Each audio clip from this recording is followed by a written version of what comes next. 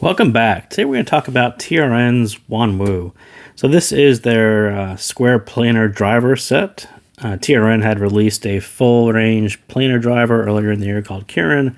This is their square planar driver version, which actually looks a little similar, just a little more budget style. And there you can kind of see it says one SPD and one BA. These are the new TRN tips, and included in this package is only the medium. And I will warn you that they're kind of small and kind of slippery, so they don't really work for me. And when you combine that with a budget cable with some really stiff ear hooks, these really don't work for me. So you end up with the ear hooks kind of tugging on a shell that doesn't really stick in my ear all that well. So I kind of ditched the cable and ditched these tips because I needed something a little better fitting for me. So that's what we got there. Kind of nice. So here's some graph, and we'll kind of walk through this because this is actually a little more interesting than the set itself. So here's my measurements, and for those of you who aren't familiar, this is TRN's. This is the 1SPD, 1BA from TRN, which is in green. This is Kinera Celestum here, which was the original SPD BA hybrid from Kinera. And what's kind of interesting to me is how much more bass mine measured at. So that's actually a lot of bass, and it actually sounds like a bassy set. So I'm not disputing that it isn't a bassy set, but Celeste looks a little more balanced. And the real other difference is sort of right here, where in the pin gain area, TRNs tends to cut straight across from about 2 to 6K. But if we look at other measurements, and Ian Fan does lots and lots of measurements, and if you look at his Celeste versus XuanWu, his are very, very close. You really only see a small difference in the sub bass. You sort of see a kind of, but not really, difference in the pin gain area. And his actually dips just like Celeste. And so quite different when you look at them kind of side by side. You know, his dips like Celeste does, mine cuts straight across. I'm not sure why that is, but that was kind of interesting to me. And if we look at a third version of the graph from Audio Reviews News, kind of a mix of the two, right? So his has some elevated bass as well, but the sub bass comes together. Pin gain is elevated on TRN set, cut straight across. So, yeah, I don't know. I'm not sure why this one tends to measure differently. 3 different measurements, kind of all different, but that was actually probably more interesting than what we'll get into about right now. So here we go. So the good, it sounds like a bassy fun $30 hybrid, right? A dynamic driver BA hybrid. And the bass is actually kind of fun because it's done by the SPD, and I think that's the highlight of this set.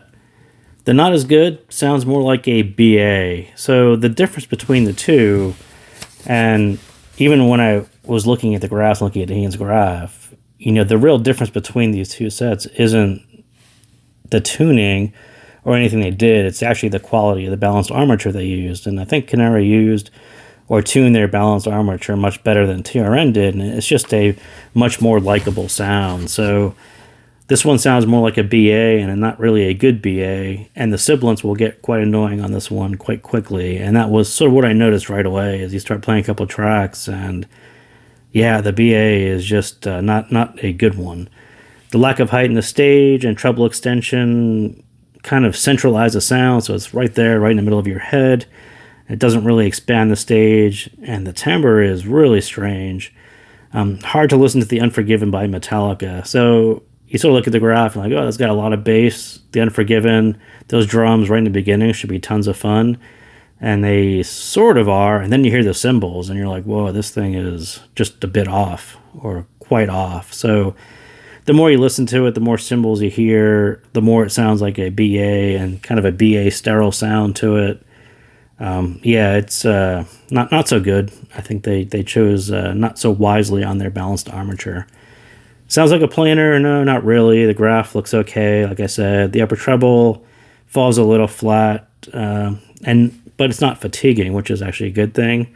And it really kind of makes sense when you think about it. The BA is handling most of the areas where you would hear real planar cues, and it's got an okay V-shape to it. The bass kind of has that planar-like control to it because that's done by the square planar driver. but it doesn't really let the BA shine with the levels they chose. Fleetwood Mac's Dreams is so bass heavy, it's distracting.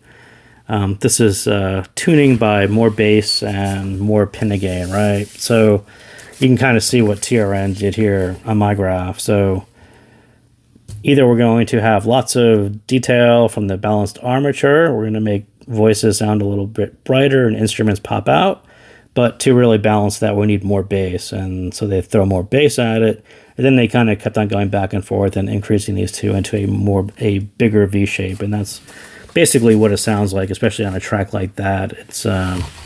It just sounds they've went a bit too far on the bass.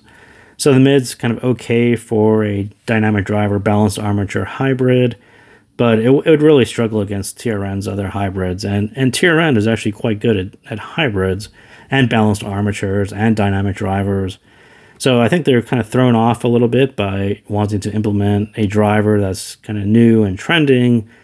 But, you know, if you look at some of TRN's other hybrids that are a little bit more expensive, they're actually much better sounding sets than this one. So this one is definitely going to struggle against most of their other sets. Just a hair bright and sharp like a BA hybrid that cuts across the bass, so that's kind of an okay thing. It just doesn't have the resolution and detail that you would expect even at this price point. You know, even against TRN's other sets, I think this one kind of struggles in that area. It just sounds sharp and then sibilant, and that's not really a great combination. The treble got that lower dominating sound. The upper needs a really high treble BA to carry through extension. When you look at it on the graph, and I think some of them drop off earlier than others, I think it's just really hard to do a BA that really covers the amount of frequency range that they have this one doing. And it's probably a general purpose one. We'll start early and then hopefully carry through to the very upper treble, but I think this one would probably be better off with a 2BA setup, just something to really cover those high-end treble, so you have a little more air and a little more space. This one just kind of falls a little bit flat there. Stage mostly closed in, no real height for more complex tracks. The whole thing just kind of collapses in on itself, which not that surprising, but it's okay. But even at this price point, it really should be better. So that's what I got on XuanWu. If you had that one on your list, I would probably just stick with Kinera's version because it was a better implementation, especially on the balanced armature side. So again, thank you guys for tuning in, and we'll see you next time.